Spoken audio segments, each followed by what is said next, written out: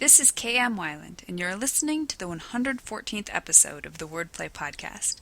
I'm digging into revisions of my historical work in progress, The Deepest Breath.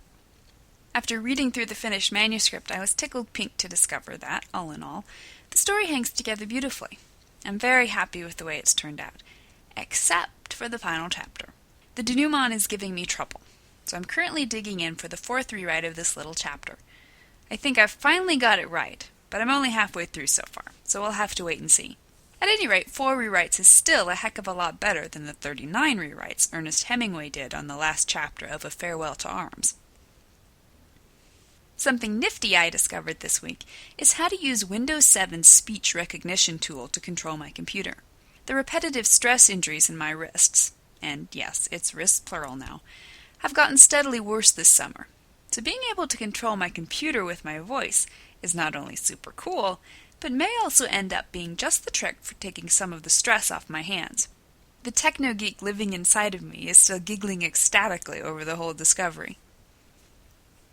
Should You Outline, the first in my 3-part series of video trailers, offering a sneak peek into the first chapter of my new book, Outlining Your Novel, Map Your Way to Success, is currently available on my blog, along with details about the weekly prize contests I'll be running all month, building up to the grand prize, worth over $400, on September 26th.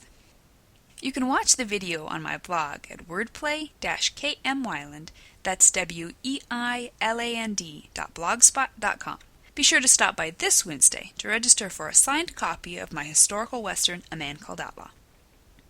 Meanwhile, enjoy this week's podcast, Why Your Hero Absolutely Must Pet a Dog. Some characters are born with lovable written all over their cute little faces. But some just pop out ugly, and mean, and generally rough around the edges. Most of my protagonists are people who have made major mistakes in their lives. We're talking killing people, selling out to the dark side, and in one case, putting sugar in the salt shakers. They're scarred, they're cranky, sometimes they're just plain wrong. I can tell you right now that even I, their creator, wouldn't want to run into some of them in a dark alley. Fortunately, there's a little trick authors can use to make even their darkest anti-heroes sympathetic. It's what TV writers call petting the dog. Inserting a scene in which the character, who's presumably embattled on every side, pauses a moment, perhaps at risk to himself, to help something or someone, who, as James Scott Bell explains in Revision and Self-Editing, is weaker and more vulnerable than he is. Bell goes on, a pet the dog beat, properly executed, creates great sympathy for the character, while at the same time may add to the suspense. It doesn't have to be a literal dog, but any other character who is vulnerable. For example, in John Robinson's mystery, Until the Last Dog Dies, gruff P.I. Joe Box adopts a scruffy alley cat and mourns when he believes the cat dies in a house fire.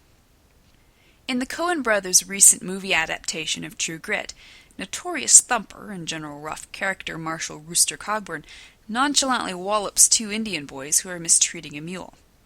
And who could forget Assassin Leon's devotion to his Japanese peace lily in Luc Besson's The Professional? Your hero might also win audience sympathy through his devotion to a person, such as Katniss Everdeen's sacrificial love for her younger sister Prim in Suzanne Collins's The Hunger Games, Dr. Richard Kimball's risking his disguise to diagnose a car wreck victim in Andrew Davis's The Fugitive, and the people of Guernsey's adoption of a war orphan in Mary Ann Schaffer and Annie Barrows's The Guernsey Literary and Potato Peel Pie Society. Your pet the dog scene must be organic to your character and your story. Having your hero dive into the middle of a firefight to save a lop-eared puppy won't work unless the puppy's survival drives the plot forward. In some stories, petting the dog becomes the story, as in Ella Montgomery's classic children's story Anne of Green Gables, in which a crotchety woman adopts an orphan girl and is transformed by the experience, or as in Frank Capra's movie It's a Wonderful Life, which features its cranky, unhappy hero looking out for other people over and over again. If you find yourself with a dark character on your hands, stop worrying about whether or not audiences will like him and up the odds by giving him a dog to pet. After all, even bad guys love their mamas. A pet the dog beat won't salvage an unlikable character if petting the dog is his only good deed, but audiences will be much more likely to connect to even the crankiest, grumpiest, most misunderstood anti-hero when the character reaches out and shows compassion to a brown-eyed puppy dog. Thank you for listening to the Wordplay podcast. To read a transcript of this episode, visit me on the web at wordplay-kmwyland, that's weiland.blogspot.com, and be sure to listen again next week.